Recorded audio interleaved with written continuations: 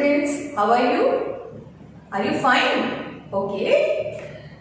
तो बच्चों आज हम एक नए चैप्टर के साथ आपके साथ मिल रहे हैं। तो हम उससे पहले ये जानते हैं कि हमारे जो आज का टाइम है, अगर हम आज की करंट की बात करें तो हमारा जो टाइम चल रहा है उसमें हमारी एक महामारी फैली हुई है, दैट इज कोरोना वायरस की वजह से जो हमारी महामारी है।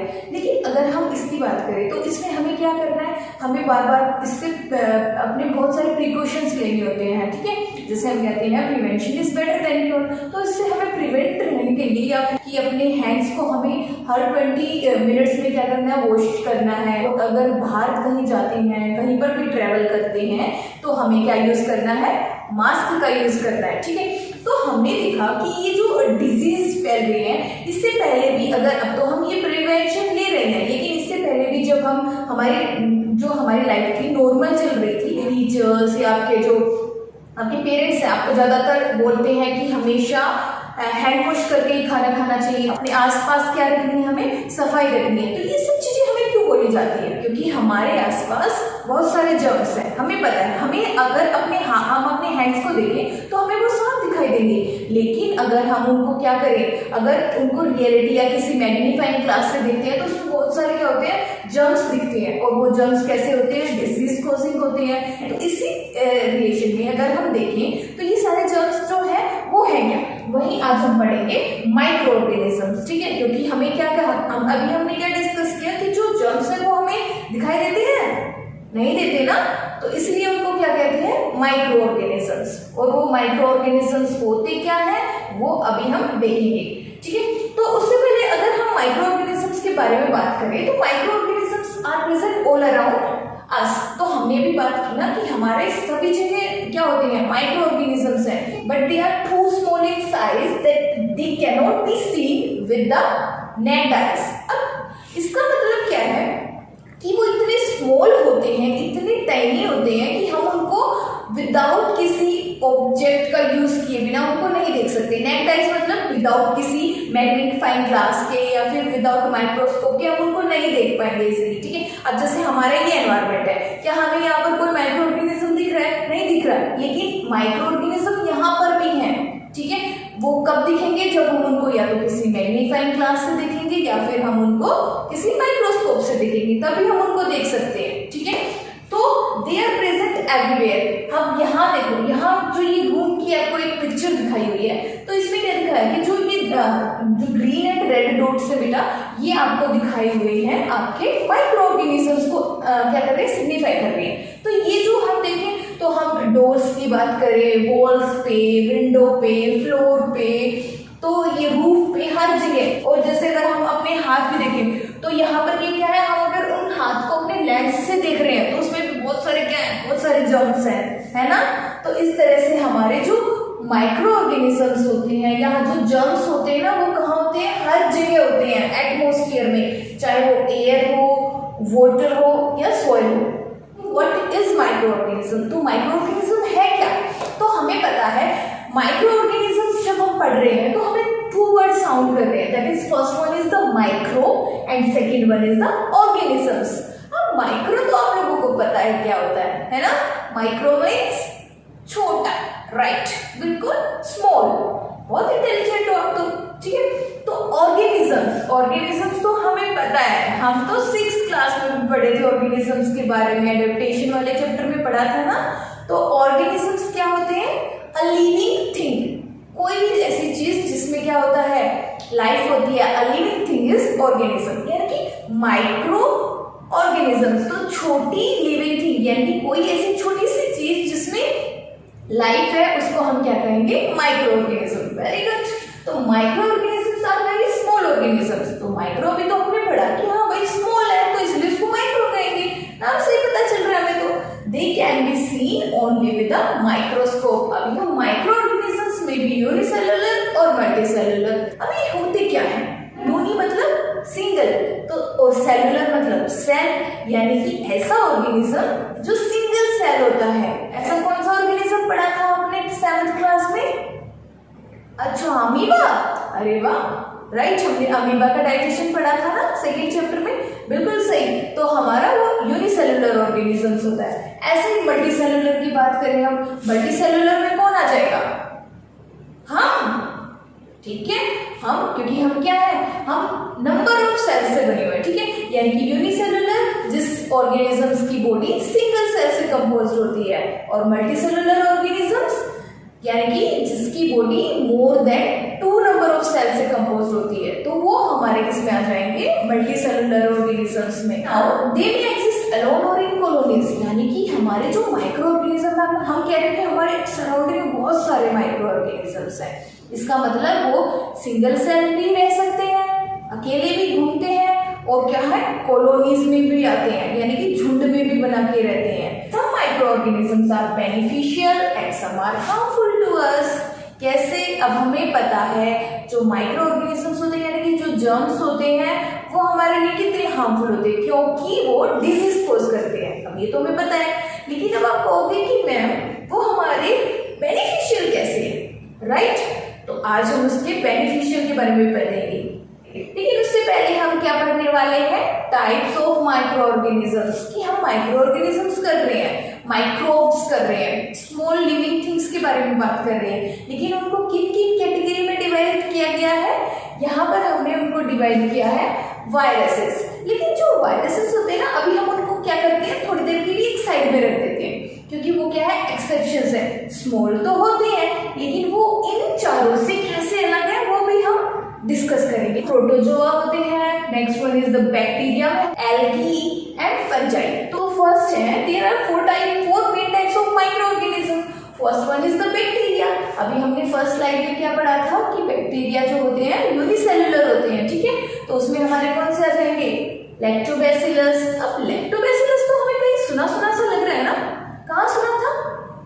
राइट, कहाँ पर? लैक्टोबैसिलस हम कहाँ यूज करते हैं? कर्ड फॉर्मेशन में हेल्प करता है। अब कैसे करता है वो भी हम जानेंगे। ई कोलाई यानी कि Escherichia coli. Next one is the algae. Algae first one is the spirogyra and chlamydomonas. Next one is the fungi.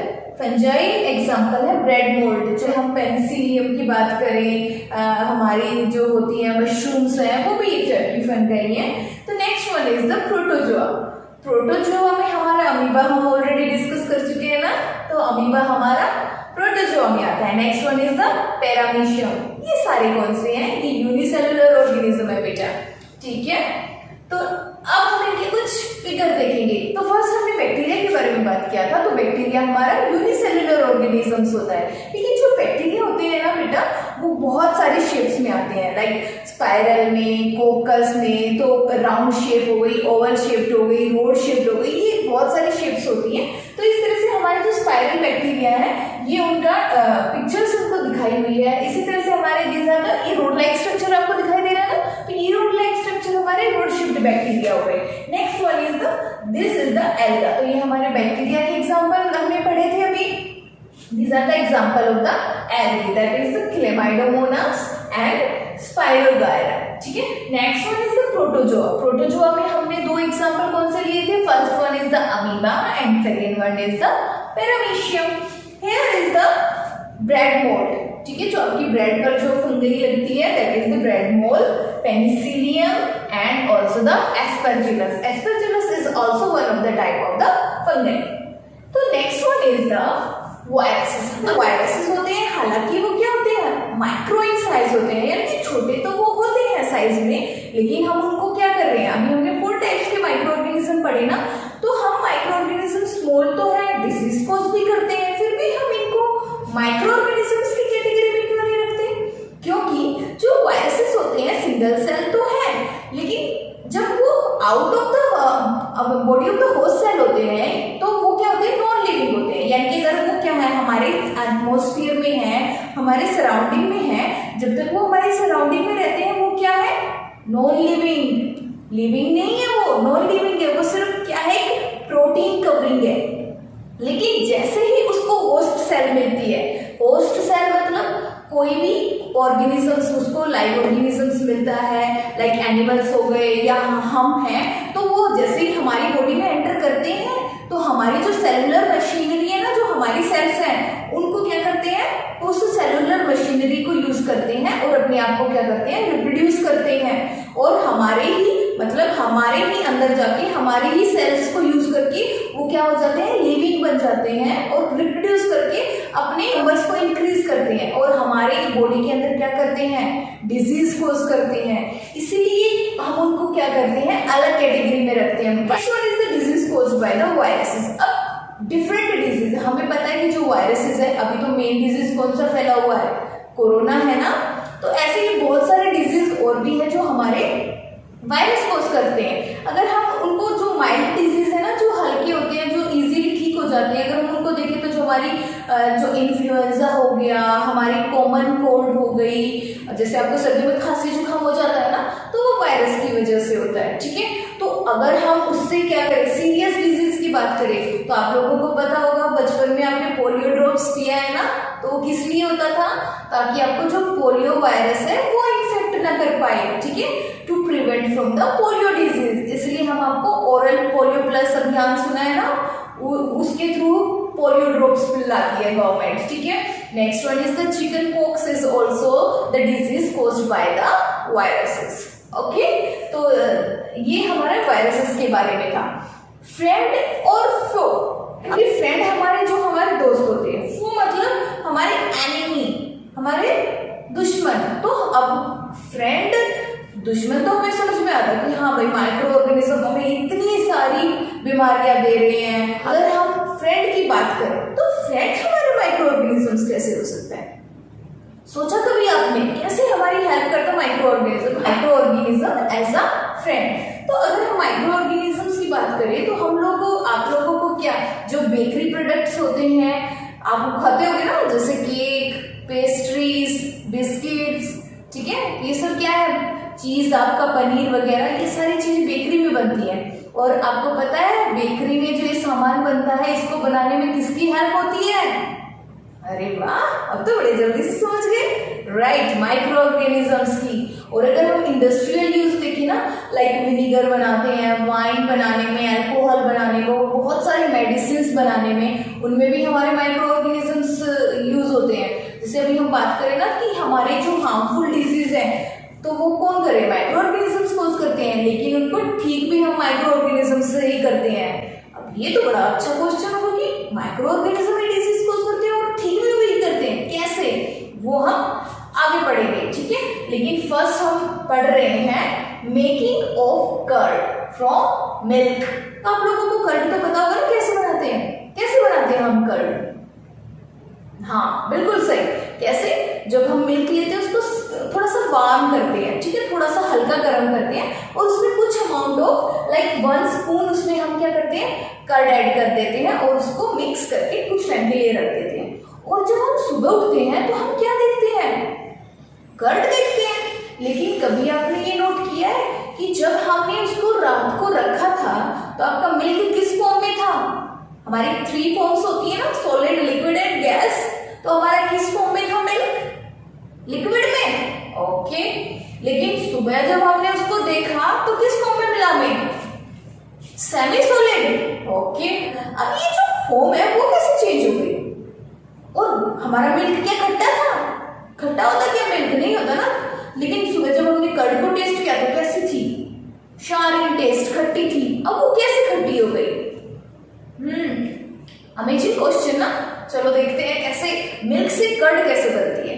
तो जो हमारा बेटा मिल्क होता है ना, जैसे ही हमने उसको थोड़ा सा हल्का वार्म किया, अब हमें पता है कि जो माइक्रो ऑर्गेनिजम्स होते हैं ना, वो सबसे ज्यादा हमारे किस टाइम पे सरवाइव करते हैं, मॉडरेट टेम्परेचर पे। आपने देखा होगा कि जब आप गर्मियों में किचन में दूध रख देते हो तो वो बड़ा जल्दी फट जाता है, लेकिन वही दूध अगर आप सर्दियों में रख दें किचन में तो क्या वो इतनी जल्दी से फट जाता है, क्या नहीं फटता ना, शाम तक चल जाता है बिना बॉईल किए। लेकिन गर्मियों में फट जाता है, क्यों, क्योंकि गर्मियों में टेम्परेचर क्या होता है, मॉडरेट होता है, और मॉडरेट टेम्परेचर पे हमारे माइक्रो ऑर्गेनिजम्स क्या करते हैं, जल्दी ग्रो करते हैं। जो मिल्क है हमारा उसको हल्का सा वार्म करते हैं ताकि हमारा जो उसके अंदर जो हम कर्ड डाल रहे हैं ना, उसके अंदर हमारे कौन से बैक्टीरिया है, लैक्टोबैसिलस बैक्टीरिया प्रेजेंट है, और उस कर्ड को जब हमने मिल्क में डाला तो वो हल्का वार्म है और उसका टेम्परेचर क्या हो गया, मॉडरेट हो गया। तो जो बैक्टीरिया है वो अपने आप को जल्दी से ग्रो करेंगे। जब हम उसको पूरी रात के लिए छोड़ देते हैं तो हमारे जो बैक्टीरिया है ना, जो लैक्टोबैसिलस बैक्टीरिया है, वो जो हमारी मिल्क शुगर होती है, कौन सी होती है milk sugar, lactose, very good. तो जो हमारी लैक्टोबैसिलस बैक्टीरिया है वो हमारी जो लैक्टोज शुगर प्रेजेंट है ना मिल्क के अंदर, उसको क्या करेंगे, कन्वर्ट कर देते हैं किसमें, लैक्टिक एसिड में। तो जो हमारा लैक्टिक एसिड है वो हमारा जो मिल्क प्रोटीन है ना, अब मिल्क प्रोटीन कौन सा है, कैसीन, ठीक है। तो जो मिल्क प्रोटीन है हमारा, उसकी स्ट्रक्चर, उसको क्या करेगा, उसको डाइजेस्ट करता है, ठीक है, उसको ब्रेक डाउन करता है, और उसका जो मिल्क प्रोटीन का स्ट्रक्चर है ना, उसको क्या कर देता है, it altered the structure of the milk protein. इसके स्ट्रक्चर को क्या कर दिया, ऑल्टर्ड कर दिया, मतलब खराब कर दिया, ठीक है। अब जो उसका स्ट्रक्चर ही खराब हो गया और मिल्क प्रोटीन की वजह से उसकी स्टेट कैसी थी, लिक्विड थी, तो उसके बाद हमारा स्ट्रक्चर क्या हो गया, ऑल्टर्ड हो गया। और अब आपको पता है स्ट्रक्चर ऑल्टर्ड हो गया तो उसका वजह से वो क्या हो गया, जैसे ही हमारा एसिड उसमें बढ़ता चला जाता है, लैक्टोबैसिलस बैक्टीरिया हमारी मिल्क शुगर को कन्वर्ट करते चले जाते हैं लैक्टिक एसिड में, तो जैसे ही एसिड की क्वांटिटी हमारी मिल्क में इंक्रीज होती चली जाती है, वैसे ही हमारा जो मिल्क है ना वो कैसा होता चला जाता है, सॉलिड फॉर्म में आता चला जाता है। और सॉलिड फॉर्म में जब वो आता है उसको हम कहते हैं कोआगुलेशन ऑफ मिल्क, ठीक है। तो कोआगुलेशन ऑफ मिल्क मतलब मिल्क का जमना। तो मिल्क क्या होता है, जमना स्टार्ट कर देता है और वो कन्वर्ट हो जाता है किसमें, सॉलिड फॉर्म में। तो इस तरह से तो हमारी फॉर्म चेंज हो गई भाई। हमें पता था मिल्क लिक्विड है और वो किसमें कन्वर्ट हो गया, सेमी सॉलिड में, सॉलिड में। लेकिन एक क्वेश्चन हमारा रह गया, वो कौन सा, कि हमारी दही का टेस्ट कैसे चेंज हुआ, क्योंकि हमारी दही कैसे होती है, खट्टी होती है ना टेस्ट में। अब वो टेस्ट कैसे चेंज हुआ, क्योंकि जो हमारी जो कर्ड होती है, हमें पता है कि उसमें जो लैक्टोज शुगर है वो किसमें कन्वर्ट हुई, बोलो जल्दी से, अभी बताया ना मैंने, किसमें, लैक्टिक एसिड में। और अब चलो थोड़ा सा प्रीवियस क्लास में चलते हैं। Acid base and salt chapter पढ़ा था 7th क्लास में। एसिड कैसे पता चलता है आपको, एसिड से, विनीगर क्या है, एसिड है, लेमन जूस आपका क्या है, एसिड है। तो जब आप लेमन जूस को टेस्ट करते हो कैसा लगता है, खट्टा, बिल्कुल सही। तो एसिड कैसे होते हैं, शार इन टेस्ट, कैसे होते हैं, टेस्ट में खट्टे होते हैं। और जब हमारी मिल्क में क्या बन रहा है, लैक्टिक एसिड बन रहा है ना, तो इसका मतलब हमारे दही का टेस्ट कैसा होगा, शार, खट्टा होगा। तो इस तरह से हमारी जो दही होती है, सुबह हमें अच्छी खट्टी खट्टी दही खाने को मिल जाती है, बिकॉज ऑफ द, किसकी वजह से, because of the lactobacillus bacteria, right. Next one is the making bakery product. अब बेकरी में हमारा कौन सा ऐसा ऑर्गेनिज्म है जो हमारी जैसे हमारी ब्रेड है, हमको इतना फ्लफी, हमारे केक को इतना सॉफ्ट और फुला हुआ बनाता है, कैसे फ्लफी बनाते हैं, दैट इज द ईस्ट, ठीक है। इसके बारे में भी हम पढ़ चुके हैं, हमें पता है ईस्ट हमारा बहुत जगह यूज होता है, ठीक है। ईस्ट क्या करता है, हमारी बेकरी प्रोडक्ट में यूज होता है। तो कौन सी ईस्ट हमारी बेकरी प्रोडक्ट में होती है, नाम पता है उसका, चलो हम बता देते हैं, कौन सी, सैक्रोमाइसिस सेरेविसी, ठीक है। तो वो हमारी ईस्ट होती है जो हमारे बेकरी प्रोडक्ट में यूज होती है। अब ईस्ट का काम क्या होता है, ईस्ट करती है बेटा, जब आप कोई भी सामान बनाने के लिए, जैसे आपने मैदे का क्या लगाया, आटा लगाया, ठीक है, you prepare the dough of the maida. तो जब आपने उस डव को प्रिपेयर किया तो उसमें आपने क्या ऐड किया, आपने कुछ अमाउंट ऑफ ईस्ट ऐड कर देते हैं हम। जो बेकरी प्रोडक्ट वाले होते हैं ना, वो ईस्ट पाउडर आता है, उसको आपके आटे में ऐड कर देते हैं और उसको कुछ टाइम के लिए रख देते हैं। अब जो ईस्ट है वो कैसे रेस्पिरेशन करती है, एनारोबिक रेस्पिरेशन करती है, ठीक है। 7th क्लास में हम ऑलरेडी पढ़ चुके हैं aerobic and anaerobic respiration. Anaerobically respire करेगी तो क्या फॉर्म करेगी, कौन सी गैस निकलती है, कार्बन डाइऑक्साइड, राइट। तो अनएरोबिकली जब वो रेस्पायर करेगी तो कार्बन डाइऑक्साइड निकालती है, और जब कार्बन डाइऑक्साइड किसी भी उसमें हमारे डव में क्या निकलती है, तो हमारा डव क्या होगा, फूल जाएगा, फ्लफी हो जाएगा, ठीक है।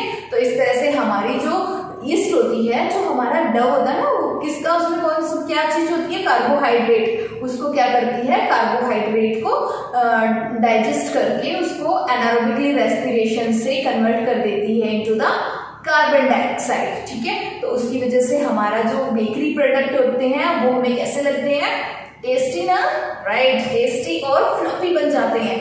ठीक है, तो इस तरह से हम उनका यूज करते हैं हमारे बेकरी। लेकिन अगर हम देखें तो हम जो बेकरी प्रोडक्ट के लिए जो आटा प्रिपेयर कर रहे हो उसमें क्या है, आपका गुणवार क्या है, शुगर तो ऐड करते हो ना। ठीक है, तो जैसे आपके केक है वो मीठा ही तो खाओगे, और जो आप कई बार क्या होता है, कुछ केक हम ऐसे भी बनाते हैं जिसमें हम क्या करते हैं, एग ऐड करते हैं। अब शुगर और एग का क्या काम है उसमें, शुगर तो चलो हमें थोड़ा सा मीठा पसंद है, हम मीठा खाते हैं तो उसके लिए ऐड करते हैं, एग का क्यों यूज कर रहे हैं, क्योंकि बेटा जो हमारी शुगर और जो हमारा एग होता है ना, वो हमारी जो ईस्ट होती है उसके लिए क्या काम करता है, न्यूट्रिशन का, वो उस पर क्या करती है, फीड करती है। जैसे आपको भी कोई काम करने के लिए क्या चाहिए, खाना चाहिए ना, प्रॉपर वर्किंग के लिए, ऐसे ही हमारी जो ईस्ट होती है उसको भी क्या करना चाहिए, न्यूट्रिशन चाहिए, और वो उससे न्यूट्रिशन लेती है। और हमारी जो शुगर और हमारा जो एग होता है वो हमारी ईस्ट की जो काम करने का जो रेट होता है ना, रेट ऑफ वर्क, उसको क्या करता है, इंक्रीज कर देता है। तो बच्चों हमने देखा कि हमारे जो माइक्रो ऑर्गेनिजम्स होते हैं हमारी किस तरह से हेल्प करते हैं कर्ड मेकिंग में, और हमारे जो यमी हमें जो फूड आइटम्स खाने को मिलते हैं वो हमारे कैसे हेल्प करते हैं। इसका मतलब माइक्रो ऑर्गेनिज्म हमारे लिए बेनिफिशियल तो हुए ना, लेकिन ये तो हमारे हो गए कैसे, हाउस होल्ड यूजेस, क्योंकि ये सारी चीजें खाना पकाने वाली हमारे क्या हो गई, जो हमारे हाउसेस में हो गई। लेकिन अब हम इसको क्या है, अगर हमें इसके बहुत सारे और भी बहुत सारे बेनिफिशियल यूजेस हैं और वो किस किस तरह से हमारी माइक्रो ऑर्गेनिज्म हेल्प करते हैं, तो उसके हम डिफरेंट यूजेस भी हमें पढ़ने हैं। तो उसके लिए हम मिलते हैं with the commercial uses of micro organism in next video. So till then students, stay safe, stay healthy. Thank you. Please like, share and comment on the video, subscribe the channel and don't forget to press the bell icon.